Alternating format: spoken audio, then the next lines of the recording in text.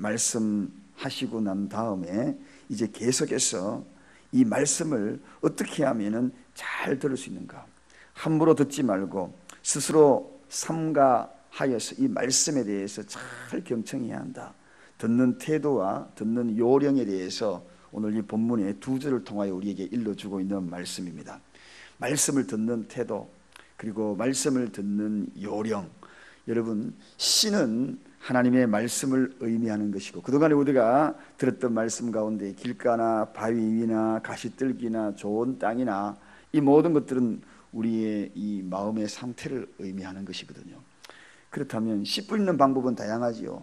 요즘도 비행기로 씨를 쫙 뿌리고 넓은 데는, 그리고 또 손으로 조목조목 이렇게 뿌리는 방법도 있고, 어떤 이들은 이렇게 뿌리고 어떤 이들은 이렇게 뿌리고, 뿌리는 방법은 다양합니다만 그 떨어지는 그 밭이 중요하다는 이야기입니다. 밭이 중요하다는 것입니다. 그래서 오늘은 우리가 이 말씀을 듣기 전에 준비해야 될 이런 태도와 그 듣는 요령에 대해서 좀 말씀을 나누고자 합니다. 첫 번째, 우리가 듣는 이 준비 태도는 자기 육신을 잘 관리하는 것이 중요합니다. 이 육신을 잘 관리하지 못하면 나쁜 습관이 자리 잡게 되거든요. 저도 여러분들과 이렇게 이제 수년간 함께 하다 보면 여러분의 말씀 듣는 모습들이 그냥 이제 쫙쫙, 저분은 저렇구나, 다 이게 보입니다. 근데 여기 새벽에 오신 분들은 참 말씀 듣는 자세, 준비 자세가 참 집중되어 있어요. 왜냐하면 새벽을 깨울 만큼, 이 새벽에 찾아오실 만큼 말씀을 사모해 오지 않습니까? 그런데 공적으로 많은 사람들이 앉아있을 때는 어떻게 말씀을 저렇게 들을 수 있을까, 참 안타까울 때가 참 많습니다. 앉자마자 눈 감고 잡니다. 앉자마자. 습관이죠. 나쁜 습관이죠. 눈을 감고 아예 잘 자세를 취하는 모습을 봅니다.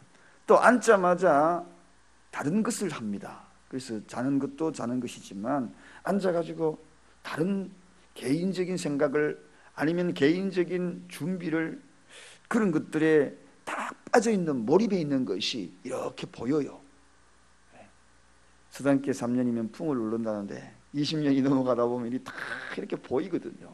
그럴 때 참 안타까움이 있습니다. 이게 습관이죠. 그래서 말씀 듣는 내 육체의 습관을 잘 조절해. 그래서 거기 보면 참 새들이 와서 다 쪼아먹고 있구나, 이런 것들을 바로 느끼게 된다는 것입니다. 사실 여러분 생각을 해보십시오. 이 시간에 여러분에게 주머니를 크게 벌려라, 그리고 그 주머니 벌린 그 사이로 황금 돈을 던진다, 그렇게 생각하면 전부 다 이렇게 어떻게 하겠습니까? 나에게 던지기를 받으려 막 이럴 겁니다. 야구가 한참 성행할 때 보면 야구에 빠져있는 사람들은요, 야구 글러브를 다 가지고 갑니다. 구경하러 갈 때 글러브를 가지고 가가지고 공 그거 파울볼 치거나 홈런 치는 걸 그거 잡으려고요, 막 뛰어가가지고 막 달리거든요. 그런데 어떤 이는요, 잠자리채를 들고, 잠자리채가 저 멀리 오면 탁 잡아버려. 스로 잡으려고, 그 공 잡으려고. 여러분, 듣는 자세는 정말 중요하겠지요. 거기에부터 말씀이 들려지냐 안 들리냐 차이가 팍 나버리는 것입니다. 그래서 어떤 데는 참 안타까울 때가 있습니다. 이 하나님의 말씀이 황금보다 귀한데, 생명보다 귀한데 하고 또 놓치고 있네 하는 그런 생각들을 가지면 참 안타까울 때가 한두 번이 아닙니다. 이거 지금 황금 쏟아지는 것이 아니라 지금은 영원한 생명이 막 쏟아지고 있는데 하는 그런 생각들이 들어갈 때 있어. 다음 주에 내일부터 잠자리채 들고 오시기 바랍니다. 이거 말씀 놓치지 마요. 두 번째는 말씀을 들을 때요, 세상 일을 잊어야 합니다. 여러분, 그 다음에 우리가 듣는 태도가 정말 중요합니다. 마음이 정리 정도는 되어야 합니다. 여러분, 어수선한데 공부 잘하는 사람 별로 못 봤어요. 책상이요 깔끔하고 딱 거기 앉아 있어야지 막 여기저기 막. 그래서 목공들이, 진짜 목공을 잘하는 사람은요, 어디에 망치가 있고 어디에 뭐가 딱딱딱 정리가 돼 있어요. 주방에도 가보면 음식 진짜 잘하는 사람은요, 마늘 그러면 마늘 딱, 그래서 후춧가루, 근데 후춧가루가 어디 있지? 이런 사람은 살림 별로 안 살아본 사람이죠. 순식간에 손만 이렇게 가가지고 딱. 그래서 요리사들 보면 그런 것들이 정리가 되어 있더라고요. 세상 일에 대해서 다 마음을 비워서 정돈이 되어 있어야 합니다. 말씀과 나 사이에 가로막고 있는 세상 일들, 왜냐하면 말씀 듣는 것은 영적인 작업이거든요. 영적인 작업을 하는데 어수선해가지고 막 이러면은 어찌 그 영적인 작업이 제대로 이루어지게 되겠습니까? 화폭에 영적인 하나님의 그 놀라운 말씀의 붓으로 내 인생의 삶을 막 그려가는데, 거기에 화폭 위에 다른 것들이 막 놓여있고 가리워져 있으면 그림을 제대로 못 그리겠잖아요.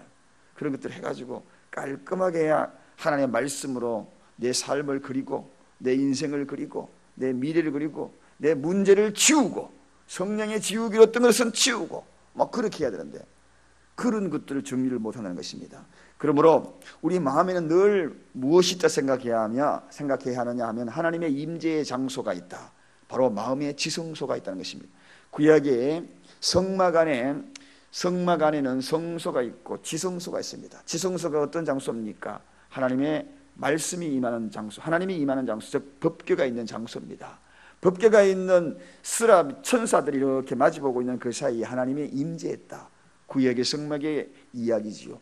하나님의 임재의 장소가 바로 우리 시언자, 즉 우리 지성소가 있는 그 장소가 바로 우리 심령이라는 것입니다. 그럼 하나님의 임재가 임하는데 그게 다 가리워져 있고 막혀져 있으면 되지 않는다는 거죠. 그래서 세상 일을 오늘 이 시간에 말씀 듣는 순간에 딱 잊어버리기를 주님에는 축원드립니다.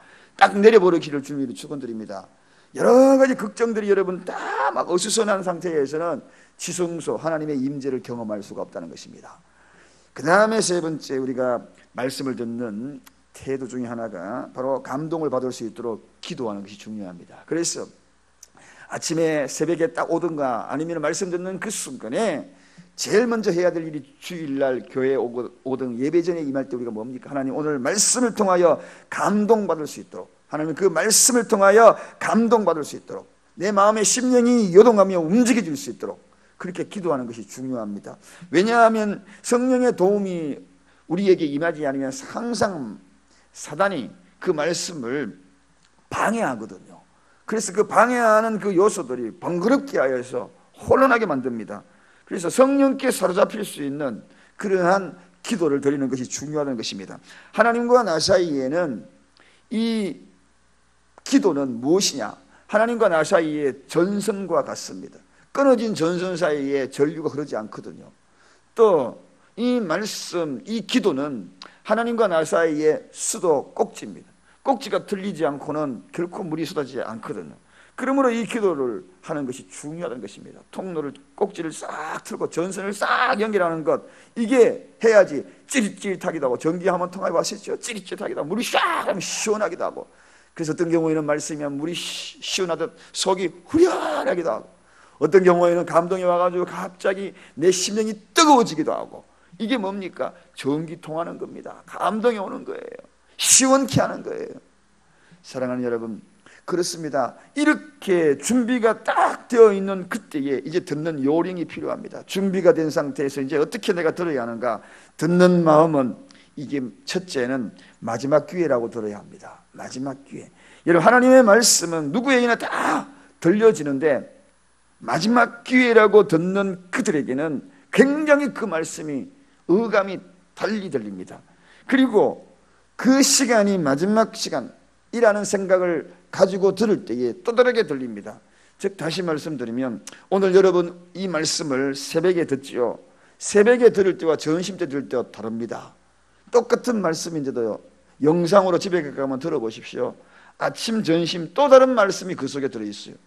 새벽에 미처 깨닫지 못했던 말씀이 점심 때 들려요. 점심 때 미처 깨닫지 못했더니 또 저녁에 들으면 저녁에 들려요.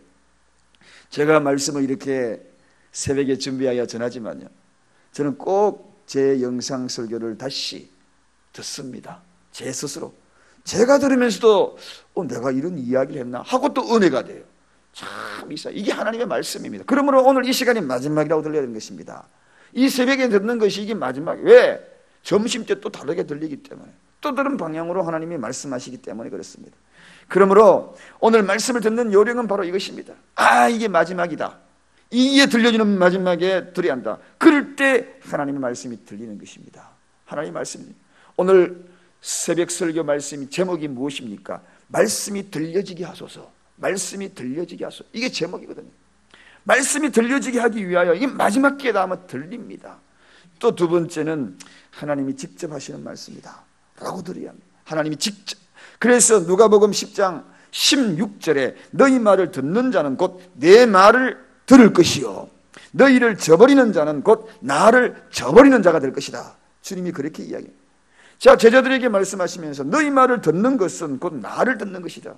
복음을 전하는 그 복음을 듣는 자들은 곧 하나님을 듣게 될 것이라는 것입니다. 하나님의 말씀. 그래서 바울이 하나님 말씀을 전할 때마다 두렵고 떨렸던 그 이유 중에 하나가 다른 것이 아니라 이거 하나님의 말씀이지. 하나님의 말씀이지.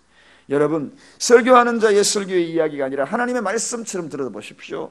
확실하게 들리죠. 확실하게 들리죠. 또 설교자의 이야기로 들으면 그 속에 편견을 가지게 됩니다. 그리고 비판의 요소들이 마음에 생겨나게 되는 거죠. 그리고 들려지는 책망의 음성, 교훈의 음성, 바르게 함을 음성, 교육하는 자의 그런 음성이 성령의 감동으로 들리지 아니하고 사람의 이야기를 들립니다. 디모데후서 3장 16절의 이야기가 바로 그 이야기 아니겠습니까? 하나님의 말씀 감동으로 들려져야 될 텐데, 여러분, 이게 바로 중요한 의미를 담고 있는 것입니다. 그래서 오늘 이 시간에 저도 제 자신에게 설교하고 있는 겁니다. 또 이 말씀을 여러분에게 들려지는 겁니다. 제가 전한다고 해가지고 여러분을 가리키는 것이 전혀 아닙니다. 왜냐하면 이 말씀 속에 저를 책망하는 이야기가 들려오고 교훈하고 바르게 하고 의로 교육하는 이야기들이 이 속에 숨겨 있습니다. 그래서 제가 어떤 데로 말씀 전하면서 얼굴이 확 끈달아올 때가 있습니다. 나도 이거 고쳐야 되는데, 나도 고쳐야 되는데. 이 속에 숨겨져 있는 하나님의 음성이 있다. 하나님의 말씀, 직접 하시는 말씀이다. 그 다음에 세 번째는 믿음으로 들어야 합니다. 여러분, 말씀이 들려질 때에 믿음으로 듣는 것이 중요합니다.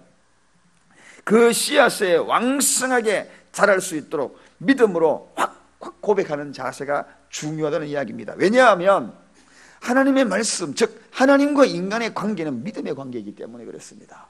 여러분, 하나님과 우리의 관계는 뭔가? 믿음의 관계예요.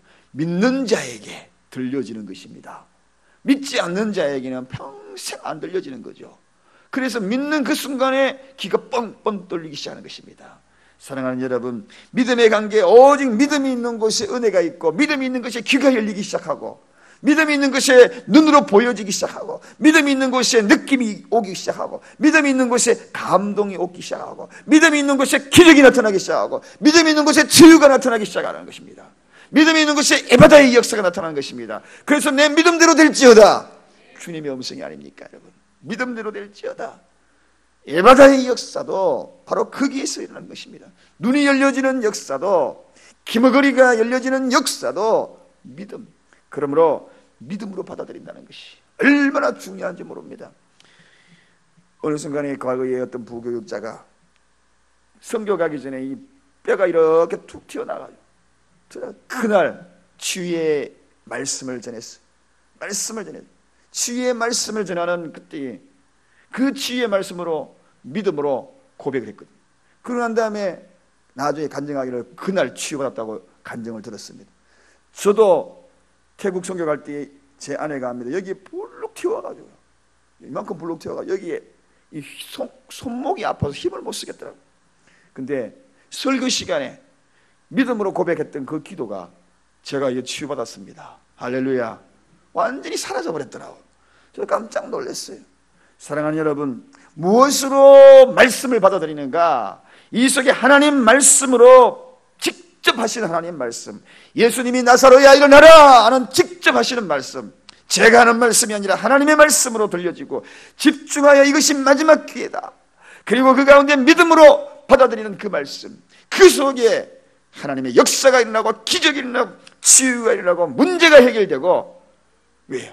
하나님이 하신 말씀이니까. 여러분, 그렇습니다. 이제 이 말씀들을 이제는 간직해야 될 것입니다. 마지막으로 설교가 끝났다고 해가지고 듣는 일도 끝났다고 생각해서는 아니 됩니다.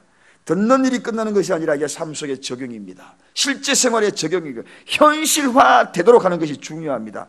그리고 보존되었을 때 말씀이 자란다고 오늘 본문의 결론으로 18절에 이야기하고 있습니다. 누구든지 있는 자는 받겠고, 뭐가 있다는 것입니까? 말씀이 있는 자는 받는다는 것입니다. 그래서 묵상이 중요한 거죠. 말씀을 늘 간직하는 게 중요하다는 것입니다. 말씀이 있는 자는 받겠고, 이어지는 말씀이 뭔가요? 18절 우리 다 같이 중요한 말씀이니까 한번 읽어보겠습니다. 본문 18절, 8장 18절 우리 다 같이 한 목소리로 함께 합독하시겠습니다. 그러므로 너희가 어떻게 듣든가 스스로 삼가라.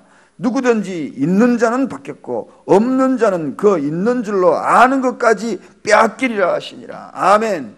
있는 자는, 말씀이 보존된 자는 받는다는 것입니다. 그러므로 말씀을 묵상하는 거죠. 말씀이 이 속에 살아 약동하면 받는다, 윤택해진다. 그러나 없는 자는 빼앗긴다는 것입니다. 오늘 이 말씀을 가지고 간직하시기를 주님의 축원드립니다. 이 말씀이 여러분의 삶 속에 왕성하게 움직이며 살아 약동하는 말씀이 되기를 원합니다. 그러면 받습니다. 일어납니다. 해결됩니다. 역사가 일어나는 것입니다. 기도하겠습니다. 하나님 아버지 감사합니다. 말씀이 들려지게 하소서. 말씀이 들려지게 하소서. 오늘 이 시간 이 새벽을 깨운 모든 이에게 말씀이 들려지게 하여 주옵소서.